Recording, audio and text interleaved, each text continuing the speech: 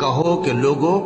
آؤ میں تمہیں وہ چیزیں پڑھ کر سناؤں جو تمہارے پروردگار نے تم پر حرام کر دی ہیں۔ ان کی نسبت اس نے اس طرح ارشاد فرمایا ہے کہ کسی چیز کو اللہ کا شریک نہ بنانا اور ماں باپ سے بدسلوکی نہ کرنا، بلکہ حسن سلوک کرتے رہنا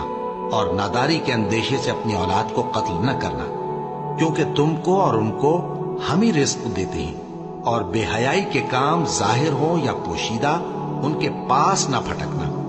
اور کسی شخص کو جس کے قتل کو اللہ نے حرام کر دیا ہے قتل نہ کرنا مگر جائز طور پر، یعنی جس کا شریعت حکم دے۔ ان باتوں کی وہ تمہیں تاکید کرتا ہے تاکہ تم سمجھو، اور یتیم کے مال کے پاس بھی نہ جانا مگر ایسے طریق سے کہ بہت ہی پسندیدہ ہو، یہاں تک کہ وہ جوانی کو پہنچ جائے، اور ناپ اور تول انصاف کے ساتھ پوری پوری کیا کرو۔ ہم کسی کو ذمہ دار نہیں بناتے مگر اس کی طاقت کے مطابق،